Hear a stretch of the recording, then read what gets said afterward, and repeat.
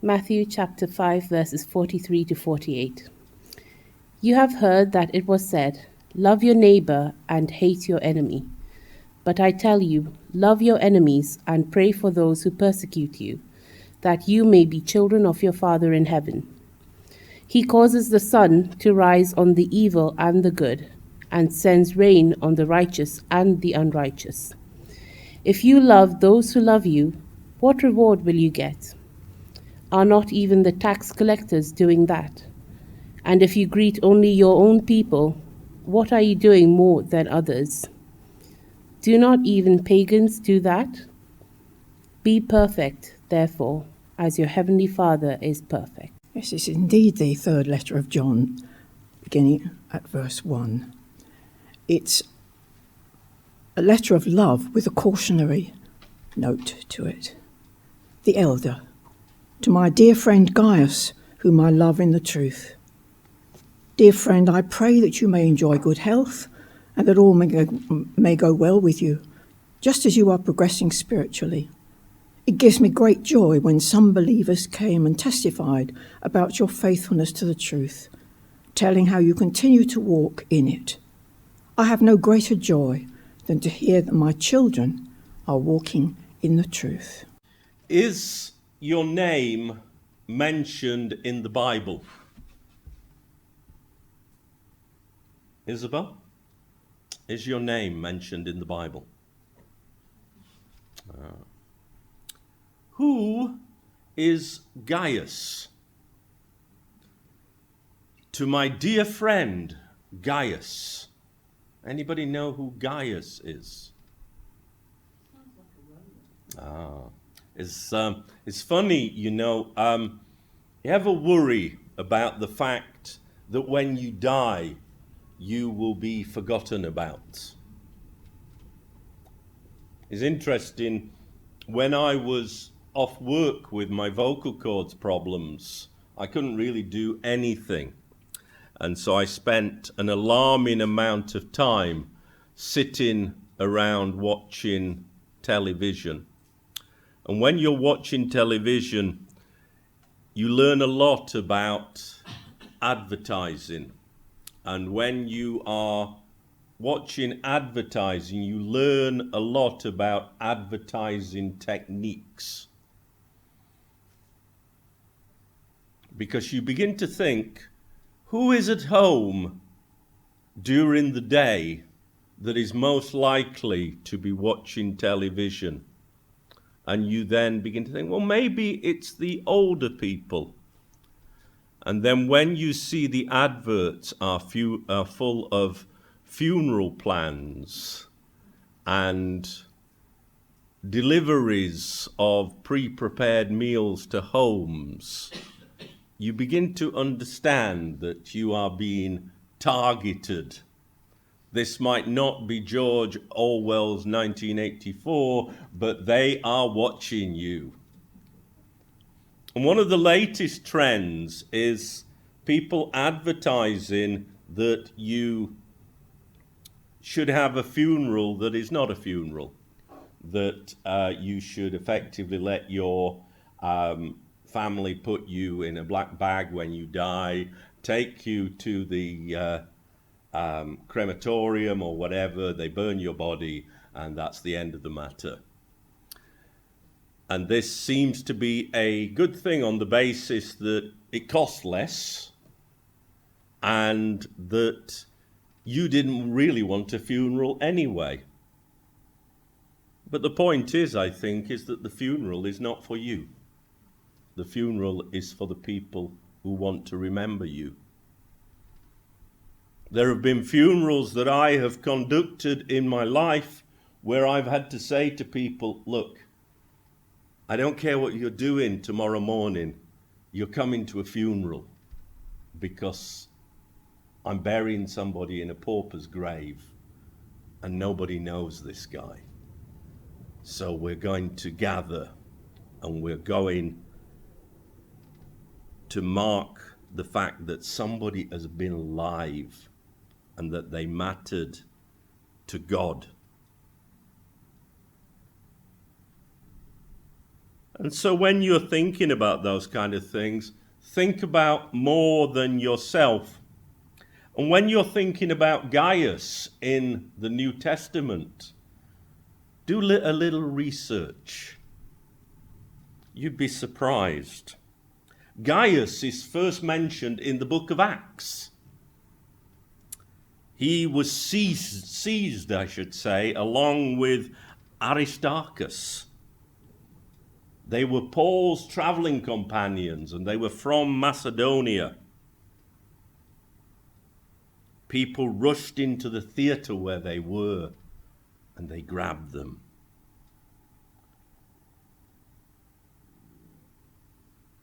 Later on, we're told that things must have been going a little better for Gaius because he was still traveling with Paul, along with Sopater,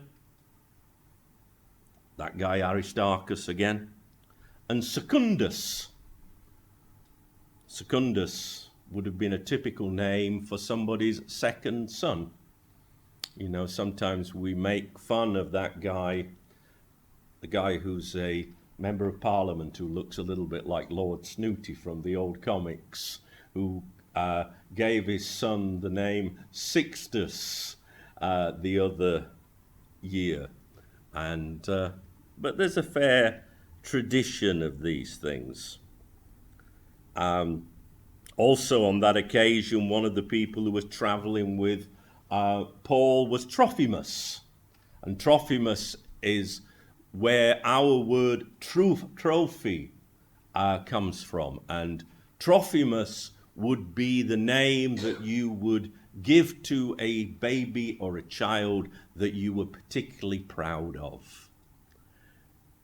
Be glad that your name is not Trophimus. It's not that pretty a name, really. I prefer Serena. A little bit later in the book of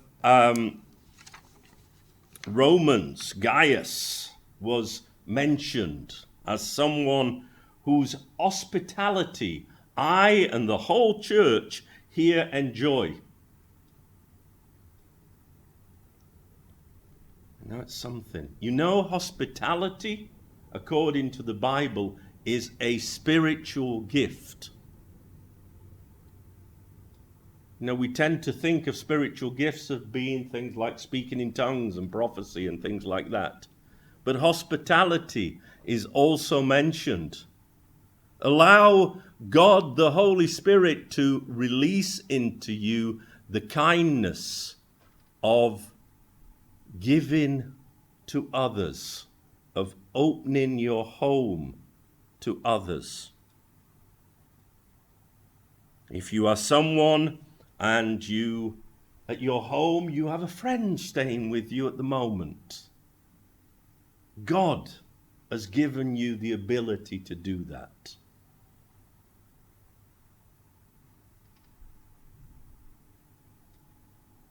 I try to take this idea very seriously in my own life. And others should do the same, whilst bearing in mind that none of us have the same spiritual gifts as another person. So if you don't feel particularly hospitable, maybe that's just not the role that God has given you.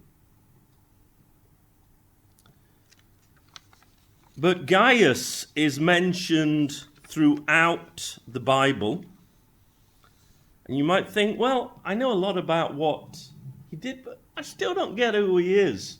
So then you flip over to 1 Corinthians and the first chapter, and it says, I thank God that I did not baptize any of you except for Crispus and Gaius. So he's one of the few people in the whole of the Bible who was baptized by the Apostle Paul.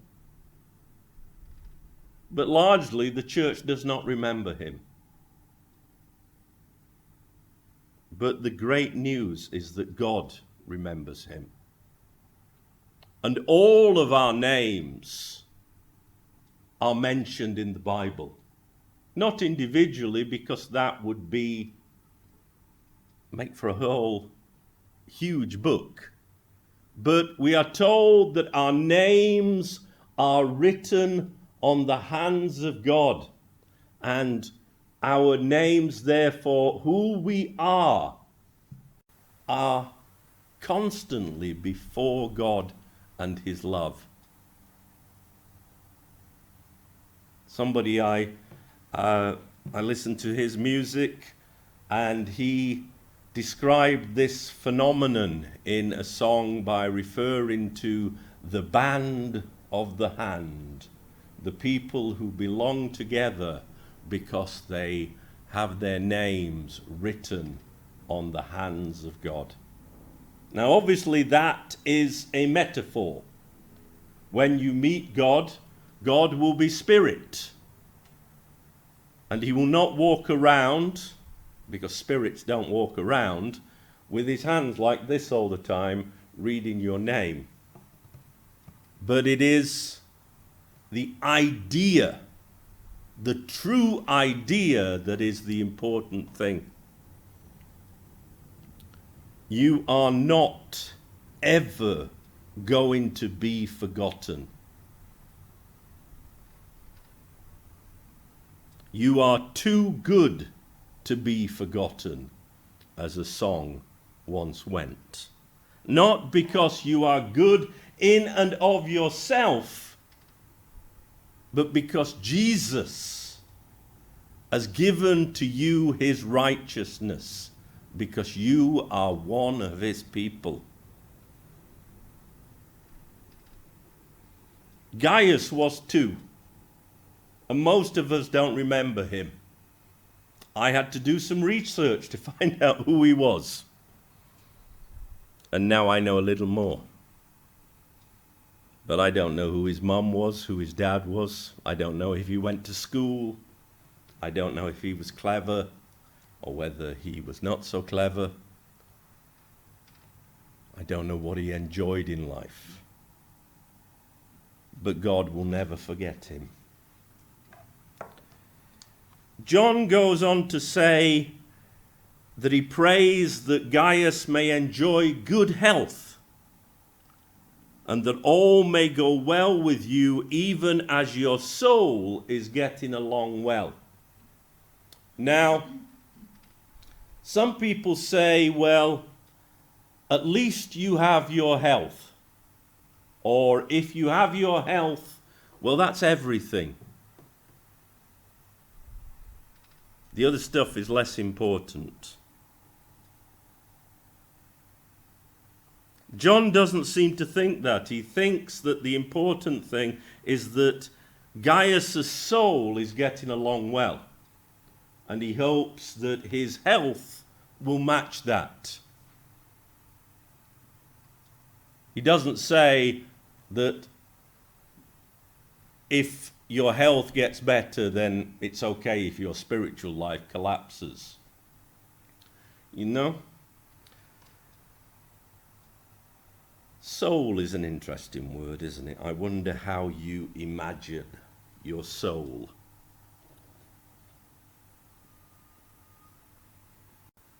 Some people have this idea of preachers going around saving souls. I think preachers should go around helping people to be saved, body and soul, because God is concerned about all of who we are. But one thing I can guarantee is that your health will fail. Maybe not now, maybe not tomorrow, but at some point your health will fail. It may just be that your health will fail one night during your sleep, and as they say, you will not wake up. I don't know if that's a good way or a bad way to go, I don't know, but there will be a time when your health will fail. But know that the people whose health has failed, know that those who have died are not forgotten. They are forever before God And if they have placed their faith in Jesus Christ, who died for them, their names are written on God's hands. Be aware of that. Think of the person in your life who it makes you most sad that you don't see them anymore.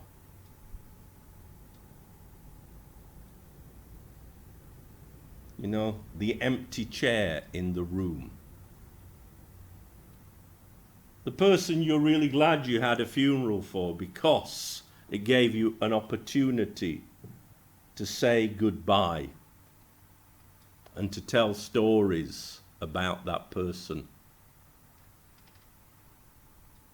They are not forgotten. God treasures that person just like he treasured Gaius, who most of us, prior to about 15 minutes ago, didn't know who he was.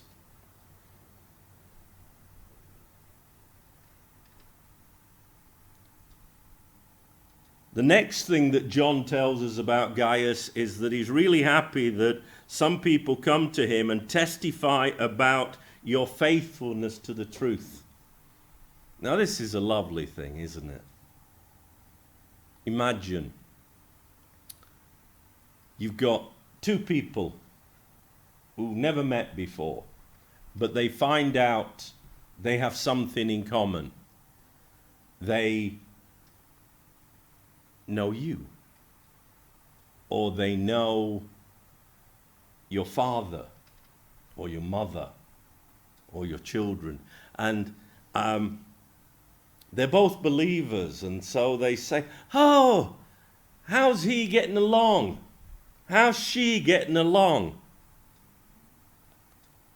And after a few things about how their work's going and so on, because they're both Christians, the conversation turns to the fact that the person they're talking about is being faithful to the truth. That's a wonderful testimony.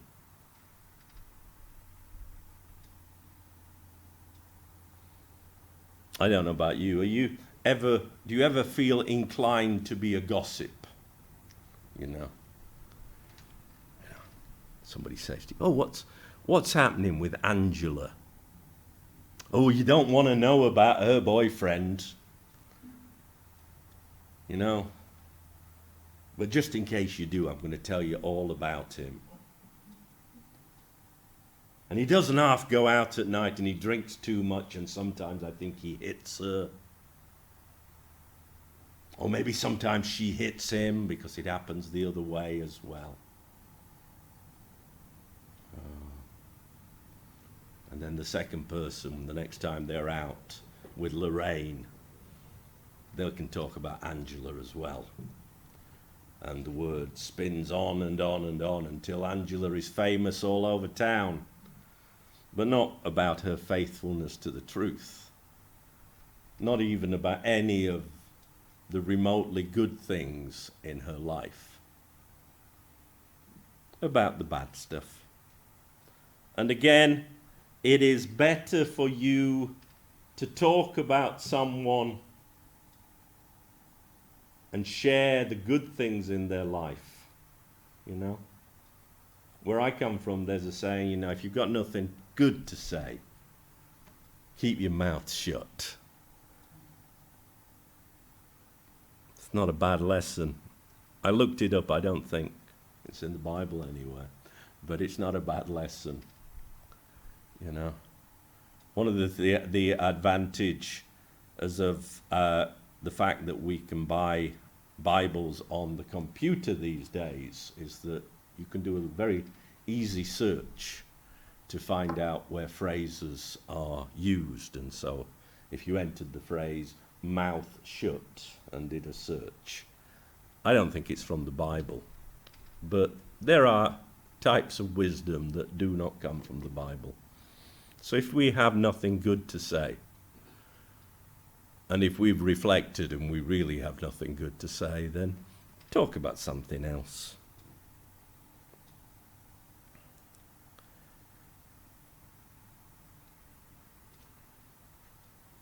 And then John says something finally. He says, I have no greater joy than to hear that my children are walking in the truth. And this is interesting because we were talking when we were looking at the second letter of John about the fact that John refers to himself as the elder, which I think means that he is one of the leaders of the Christian church in his day. But he doesn't describe himself as a elder, which makes me think that he is the last surviving of the apostles, which we know that tradition has that he was. And there's all kinds of things going to happen to him in his future. And we know that he refers to churches as ladies, which is kind of pretty and beautiful, but also because the groom is coming to marry the lady. And we know also that the children of the lady are in likelihood the members of the church. But here when Gaius is referred to as one of John's children, my children, I'm puzzled a little bit by it. Because first of all, we know that Gaius, assuming that there was only one Gaius mentioned in the New Testament, we know that he was baptized along with Crispus and hardly anybody else by the Apostle Paul. So he's probably not someone who came to faith under the ministry of John. And we know that he doesn't go to the same fellowship as John, because if he did, John wouldn't have to write him a letter. He could just go up to him on Sunday and say, "Hi Gaius, how's things going? How's it with you? You know, your brother told me that all is well with your soul, and although you've got a few health concerns, I hope that gets better. And I hear some really good things about your faithfulness to the truth." But they probably go to different meetings. So I don't know why John refers to Gaius as one of my children, and I guess it doesn't really matter.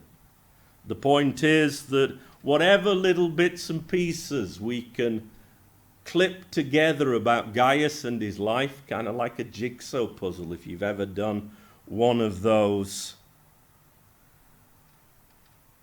I've never really been a big jigsaw puzzle guy. I had one jigsaw puzzle when I was a kid, and it was all of the squad of the Leeds United Football Club sat in rows. And these guys were my heroes, you know. When I was at school and somebody asked me what I wanted to be when I grew up, I didn't say I wanted to be a footballer. I told them I wanted to be Peter Lorimer, because he was, from my point of view, the best footballer at Leeds United.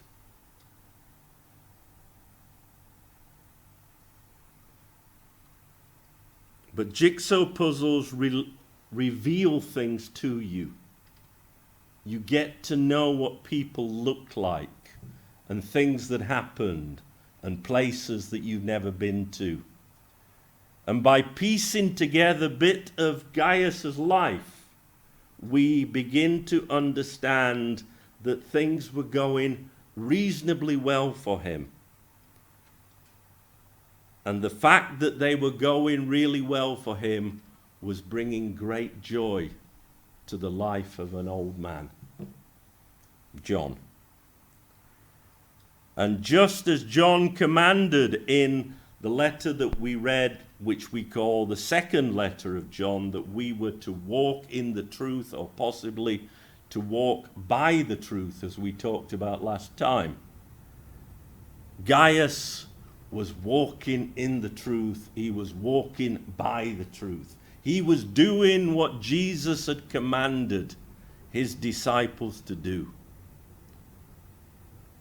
And that is great news.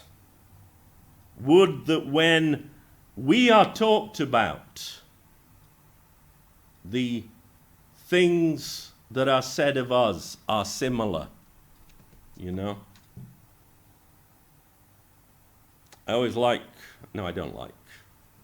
I'm fascinated by the story in the book of Job, where Satan draws God's attention to the fact that Job, things are going good with him, but would he still follow you if things were going bad? And then we're told all the terrible things that happened to Job as a result of that conversation. Well, I hope that when people are reflecting on our lives and saying, oh, things are going pretty well. Things are going pretty well with Ninoshka. Things are going pretty well with Abby. Things are going pretty well with Pat. I hope when they're reported in the heavenly places that Satan is not hanging around and there's not trouble. There's enough trouble in the world. But let's be people who are not only reading John's command that we should walk in the truth and walk by the truth, but we are actually meeting that goal and achieving that standard. And then perhaps when God is looking at the names that are written on his hands, it will make him smile. Amen.